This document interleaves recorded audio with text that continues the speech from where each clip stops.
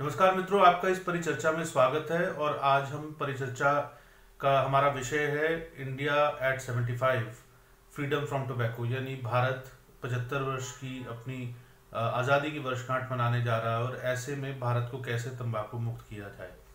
इस विषय पर हमारे साथ बातचीत करने के लिए दो मेहमान मौजूद हैं। हमारे साथ श्वेता शालिनी जी हैं, महाराष्ट्र बीजेपी की प्रवक्ता हैं, युवा नेत्री हैं और इस विषय पर बड़े पैशनेटली जो है पिछले लंबे समय से काम कर रही हैं।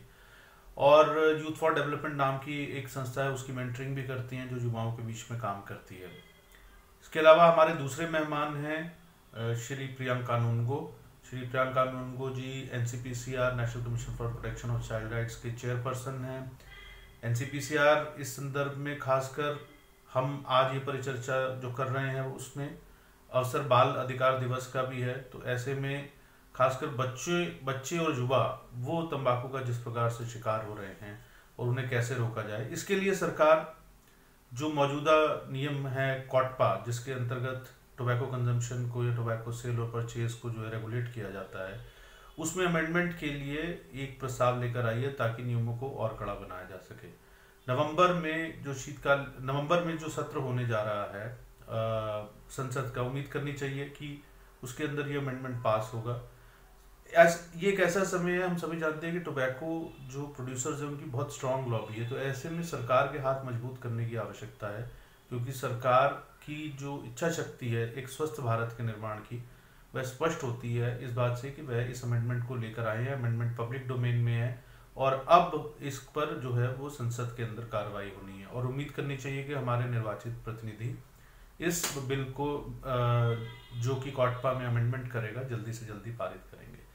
तो एक बार फिर मैं आप लोगों को याद दिलाना चाहूँगा कि हम बाल अधिकार दिवस के विशिष्ट संदर्भ में भी बात कर रहे हैं, इसलिए युवाओं और बच्चों पर आज की परिचर्चा में हम ज़्यादा फोकस रखेंगे। सबसे पहले मैं आग्रह करूँगा श्वेता शालिनी जी से कि वह अपने विचार हमारे साथ साझा करें। अरुण जी, सर्वप्रथम बहुत बहुत धन्यवाद मुझे बुलाने के लिए, मुझे एक बार फिर मौका देने के लिए कि मैं फ्रीडम फ्रॉम टबैको और खासकर फ्रीडम फ्रॉम निकोटीन इस विषय पर अपने विचार रख सकूं।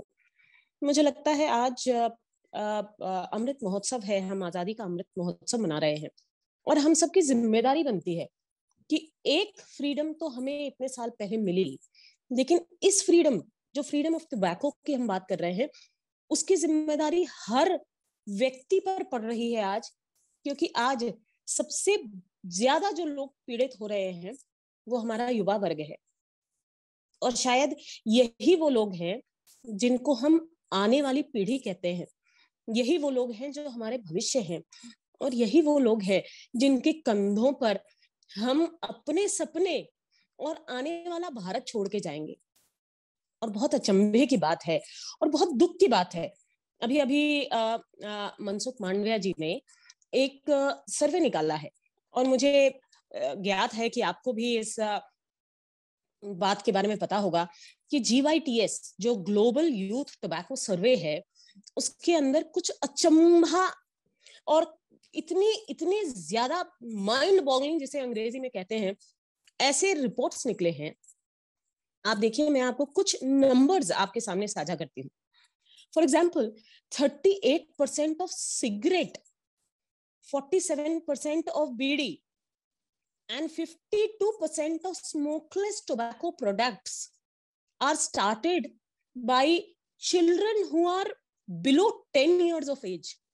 इसका अर्थ क्या है? इसका अर्थ ये है कि ये जितनी जानी मानी कंपनीज हैं जो आज टोबैको के सेवन की लत हमारे देश को लगा रही है, वो टारगेट करके 10 वर्ष के बच्चों के नीचे इन बच्चों को टारगेट कर रही है। क्यों? क्योंकि बहुत ही जायज बात है, बहुत लंबे समय तक ये बच्चे इन इन वस्तुओं का सेवन करेंगे, इस लत के शिकार रहेंगे और जितना ज्यादा पैसा इन कंपनियों के जेबों में भेज सकेंगे वो इन्हीं युवाओं से आएगा। लेकिन क्या हम अपने देश के बारे में सोच रहे हैं?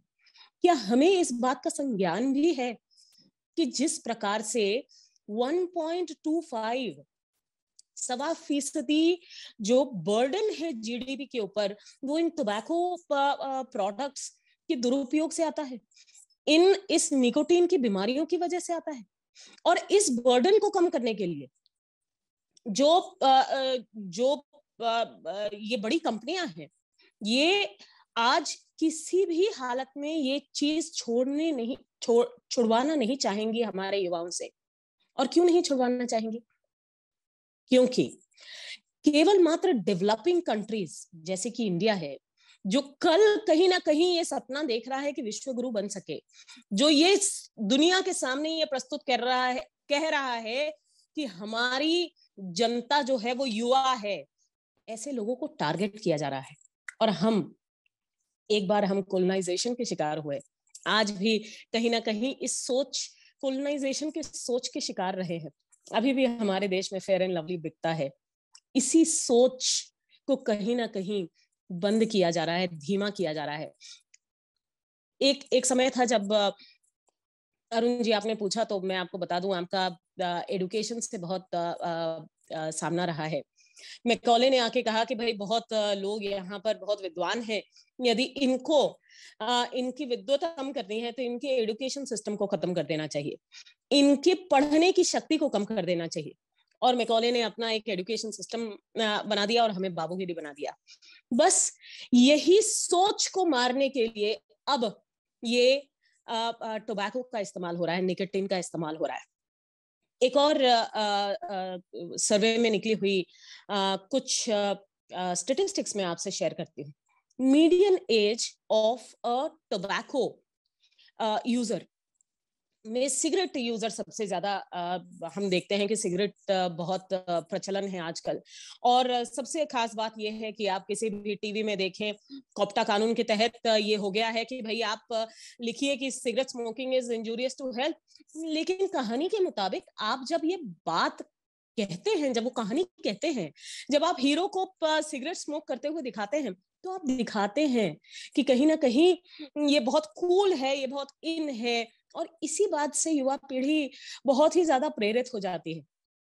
और इसीलिए सिगरेट स्मोकिंग का मीडियन एज क्या लगता है आपको कितना होना चाहिए?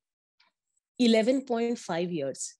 11.5 साल का बच्चा जिसको अभी तक ये नहीं पता चला है कि पूरे संस्कार, भारत की संस्कृति क्या होती है, जो अपने घर से बाहर भी नहीं निकला है, वो आज सिगरेट पी रहा है। एक बीड़ी पीने वाले की मीडियन एज लगभग 10.5 साल है। ये बच्चा, इसको हम युवा भी नहीं कहेंगे, ये बच्चा है और ये कल का भविष्य है। इसी तरीके से स्मोकलेस टोबैको, आजकल इसका बहुत प्रचलन है। मैं बहुत सारे युवाओं से मिलती हूँ और खासकर महिलाओं से मिलती हूँ, युवतियों से मिलती हूँ। स्मोकलेस टोबैको, बहुत खुशी है मुझे इस बात की कि कहीं ना कहीं कोटपा कानून के तहत हमारे ई सिगरेट्स बैन हो गए। और अभी कानून में बहुत अलग अलग प्रकार के प्रावधान भी डाले गए हैं। अगर आप जैसे लोग जो कुछ ना कुछ करना चाहते हैं, वो वेबसाइट पर जाएं, तो नए प्रावधानों के साथ ये कानून आपके लिए उपलब्ध है। हम चाहेंगे कि आप इस कानून को देखें, इसके प्रति जागरूक हों, और यदि आपके पास कुछ सुझाव है तो वो वहां पर दर्ज करवाएं, क्योंकि हम और आप दोनों जरूरी हैं। यदि हमें ये फ्रीडम लानी है, और हम और आप दोनों जरूरी हैं, यदि हमें इस देश को इन कंधों पर, इन नाजुक कंधों पर छोड़ना है। क्योंकि जिन युवतियों की मैं बात कर रही हूँ, ये स्मोकलेस टोबैको जैसे कि ई सिगरेट्स, जैसे कि हुक्का, जैसे कि शीशा, आप देखिए किसी भी पार्टी में चले जाइए। मैं मुंबई में रहती हूँ, और आप शाम की किसी सो कॉल्ड बॉलीवुड पार्टी में जाइए, तो वहां शीशा इस तरीके से बहता है जैसे कि ये प्रचलन बहुत ही कूल, बहुत इन, और अगर आप नहीं कर रहे हैं तो शायद आप इस दुनिया के नहीं है, इस क्षेत्र के नहीं है।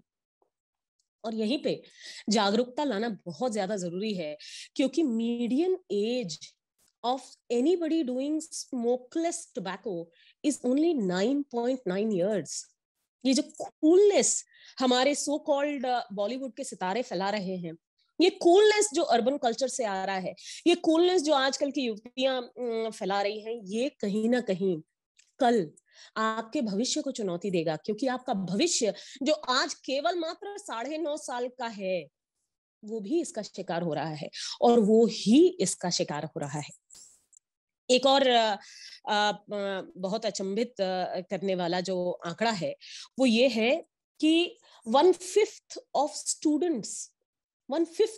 द स्टूडेंट्स, मतलब 20% बच्चे जो कि 13 और 15 साल के हैं, वो कहीं ना किसी प्रकार का तंबाकू, निकोटिन यूज कर रहे हैं, इस्तेमाल कर रहे हैं। और ये कहीं ना कहीं हमारे लिए, हमारे देश के लिए एक बहुत बड़ी चुनौती है, क्योंकि हम एक ऐसे विशालकाय दानव का सामना कर रहे हैं जिसके कितने हाथ हैं ये हमें पता नहीं है। इसलिए जरूरी है कि हम सब हाथ मिलाकर खड़े हों, क्योंकि ये दानव बहुत ही बड़ा है, और इसकी चुनौती के लिए हम सबको कहीं ना कहीं जागृत होना पड़ेगा, जागरूकता लानी पड़ेगी, आवाज उठानी पड़ेगी, और एकजुट होकर इस दानव का सामना करना पड़ेगा। आज आज का दिन बहुत खास है, क्योंकि जैसा कि अरुण जी ने कहा कि बाल अधिकार दिवस है। ये बाल अधिकार, और हम अधिकारों की बात करते हैं क्योंकि हम एक constitution run, we are a democracy and extremely proud democracy at that. So with this democracy comes rights, and I think it is the fundamental right of every child in our country to have a tobacco free world, and it is the responsibility of every adult of this country to ensure that every child gets a tobacco free world. So join in, because अगर अभी तक आपने हमें और हमारे इस मुहिम के साथ अपनी आवाज नहीं जोड़ी है, तो आप याद रखिए कि कहीं ना कहीं इस देश के प्रति आपकी जो रिस्पॉन्सिबिलिटी है वो आप निभा नहीं रहे। So join in and ensure that you have a voice that is for the future of India, and stand up for tobacco free India. जैसा कि हमने देखा कि श्वेता शालिनी जी ने कहा कि किस तरीके से ये हम सभी की जिम्मेदारी बनती है कि हम इस मुद्दे पर अपने निर्वाचित प्रतिनिधियों को भी बैक करें, सरकार को भी बैक करें, समाज में जागरूकता भी फैलाएं, और हमारी आगे आने वाली पीढ़ी का भविष्य क्या होगा इसका दारोमदार हम ही पर है। अब मैं आग्रह करूंगा श्री प्रियांक कानूनगो जी से कि वह अपने विचार हमारे साथ साझा करें। धन्यवाद अरुण जी। सबसे पहले तो मैं इस प्लेटफॉर्म का आप सभी का बहुत बहुत धन्यवाद करना चाहता हूं कि अंतर्राष्ट्रीय बाल अधिकार दिवस पर हम इस तरीके का एक प्रोग्राम कर रहे हैं जिसमें सभी फील्ड्स के लोगों को बुला के विषयों पर वृहद चर्चा करके असल में एक कॉम्प्रहेंसिवली हम ये बता रहे हैं कि बाल अधिकार का जो विषय है वो भारत में सभी से जुड़ा हुआ विषय है। किसी पर्टिकुलर क्लास का, किसी पर्टिकुलर सेगमेंट का या किसी पर्टिकुलर ऑर्गेनाइजेशंस का विषय नहीं है। ये विषय केवल सरकार का नहीं है, ये विषय परिवार का भी है, ये विषय समाज का भी है, और कम से कम भारत में बाल अधिकार के विषय पे अभी तक हम जिम्मेदारी से कह सकते हैं कि बाजार का नियंत्रण नहीं है, और ये परिवार, सरकार, समाज सभी के साथ मिलकर चलने वाला एक विषय अभी तक है। दुनिया में बाल अधिकार दिवस के रूप में 20 नवंबर को मनाया जाता है। यहाँ पे ये बात मैं आप सभी के समक्ष रखना चाहूंगा कि दुनिया में जब पहली बार बाल अधिकारों के विषय पे बात की गई तो भारत की ओर से उसमें हस्ताक्षर किए गए थे, और भारत की ओर से स्वयं महात्मा गांधी ने उस डॉक्यूमेंट पे हस्ताक्षर किए थे। तो बाल अधिकार का विषय आधुनिक दुनिया में कितना इम्पोर्टेंट है जब भारत के राष्ट्रपिता खुद एक सिग्नेटरी के रूप में उस पर हस्ताक्षर करके आए।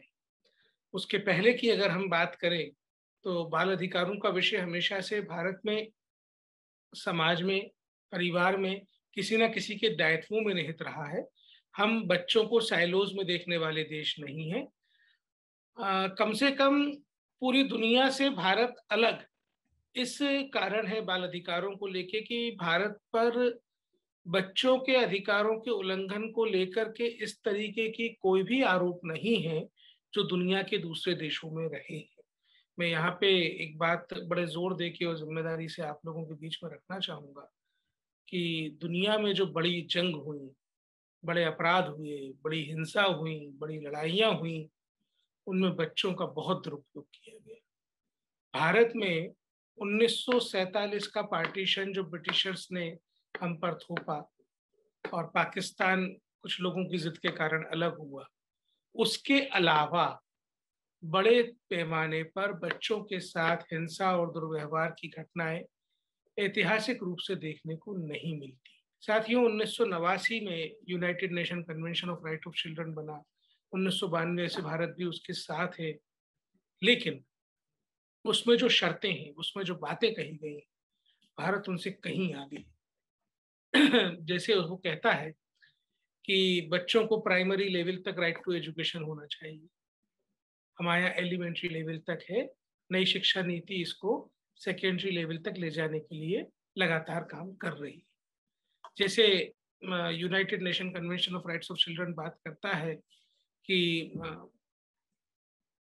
चाइल्ड लेबर को लेके बात करता है कि 15 साल की आयु तक हैजार्डस इंडस्ट्री में बच्चे काम नहीं करेंगे और उसके बाद वो कर सकते हैं।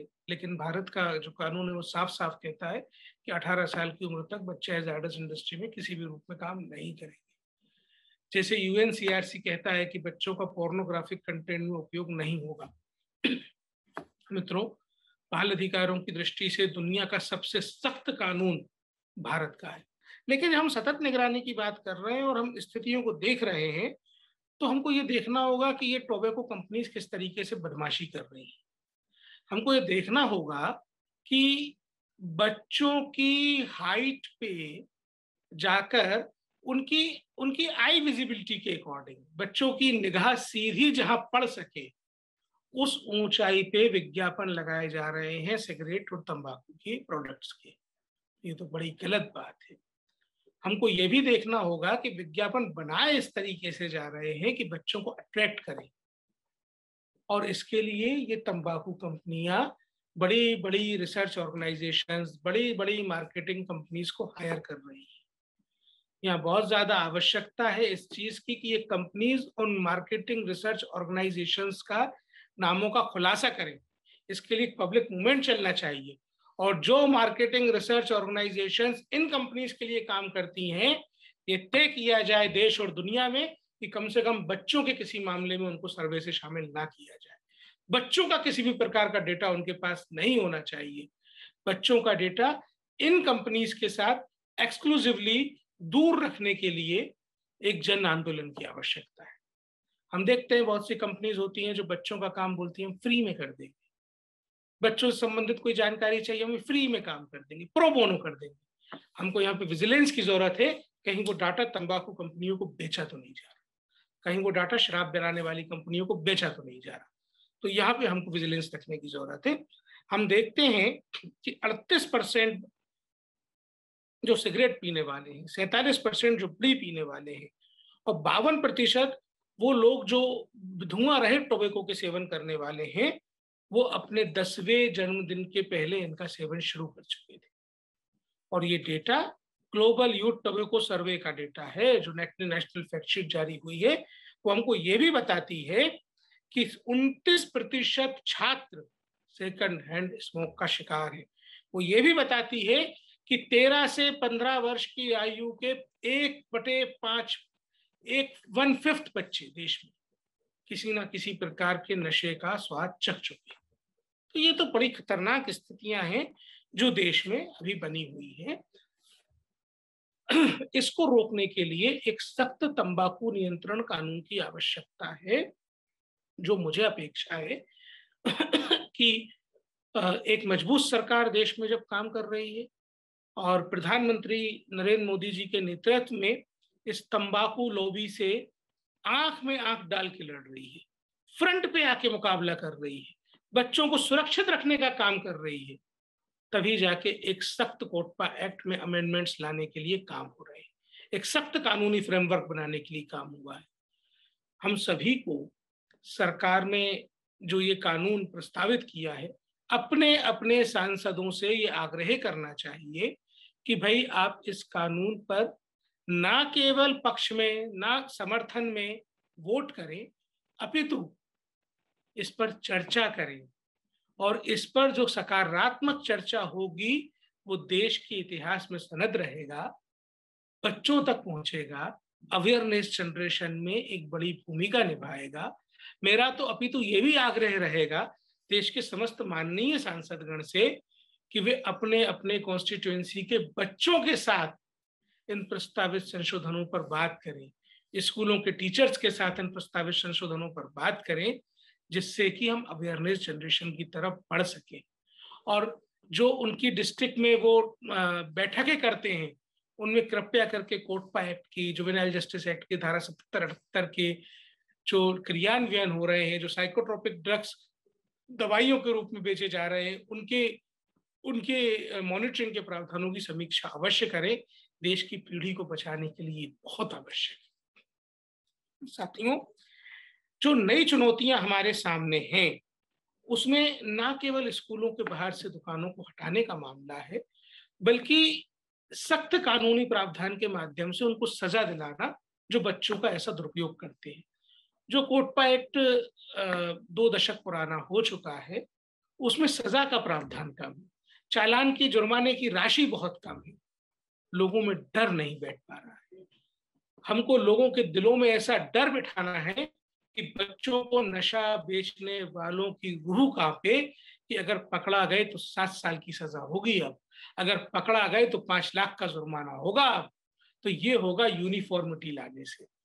अब नए कोटपा एक्ट के जो संशोधन है वो जेजे एक्ट के समानांतर हो जाएंगे, यूनिफॉर्मिटी आ जाएगी, तो हमको कानूनों को लागू करने में बड़ी आसानी हो जाएगी। एक अन्य बात मैं तो नाम लेके भी कहना चाहता हूं, उन सभी मूर्धन्य सिने कलाकार, अभिनेता, फिल्म स्टार्स, देश के बच्चों के हीरो, देश के बच्चों को मौत बेचने का काम मत करिए।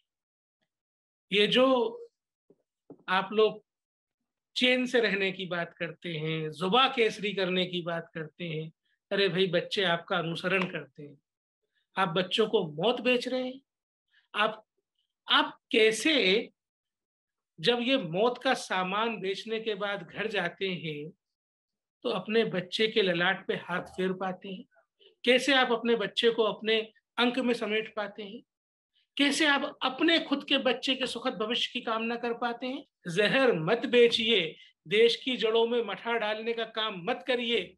अब ये कोटपा एक्ट के नए संशोधन के प्रावधान आ रहे हैं, ऐसा करेंगे तो जेल भी जाएंगे। कोई भी देश के कानून से ऊपर नहीं है, ये तय करने का काम ये कोटपा एक्ट करेगा। ये कोटपा एक्ट परोक्ष रूप से विज्ञापन पर रोक लगाएगा। हमने देखा गुटखे पे रोक लगी, आप पान मसाला ले गए आ गए उसी नाम से।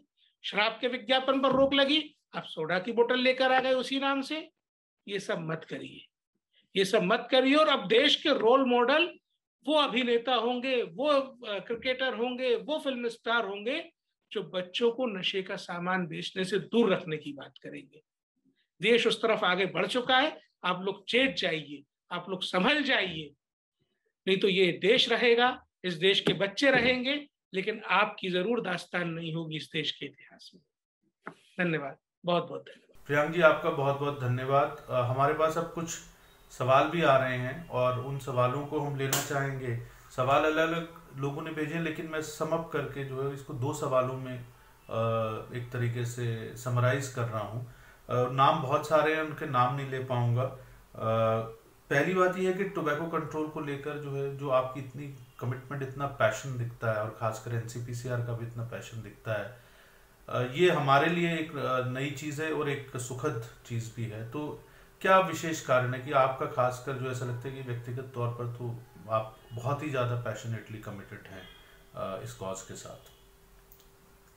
और दूसरा सवाल जो है वो ये है कि राज्य सरकारों और हमारे जो निर्वाचित प्रतिनिधि हैं वो इस विषय में क्या कर सकते हैं? केंद्र सरकार तो कोटपा अमेंडमेंट बिल ले आई है, अब किस तरीके से राज्य सरकारें और हमारे जो निर्वाचित प्रतिनिधि हैं वो सुनिश्चित करें कि ये बिल जल्दी से जल्दी पारित हो और बिना डाइल्यूट हुए पारित हो, ताकि तंबाकू नियंत्रण से संबंधित जो कानून है उसको और ज़्यादा सख्ती से बनाया भी जा सके और लागू भी किया जा सके। देखिए, मैं आपके निजी अनुभव के बारे में आपको बता सकता हूँ कि मैं एक बहुत छोटे से शहर से आता हूँ। मध्य प्रदेश में विदिशा मेरा जन्म स्थान है, वही बहुत लंबे समय तक मेरी कर्म भूमि रही। मैंने देखा है कि हमारे इलाके में, हमारे जिले में किस प्रकार छोटे बच्चे गुटखे, तंबाकू के माध्यम से नशे के आदी बने और बाद में जाके उनका जीवन बचाना असंभव हो गया। मैंने अपने हाथों से अपने साथियों को खोते हुए देखा है। मैं अभी पिछले हफ्ते अपने एक मित्र के घर गया, उसकी माँ का देहांत हुआ था, उनसे मिलने गया। वो घर पे नहीं था, मेरा क्लासमेट था किसी जमाने में।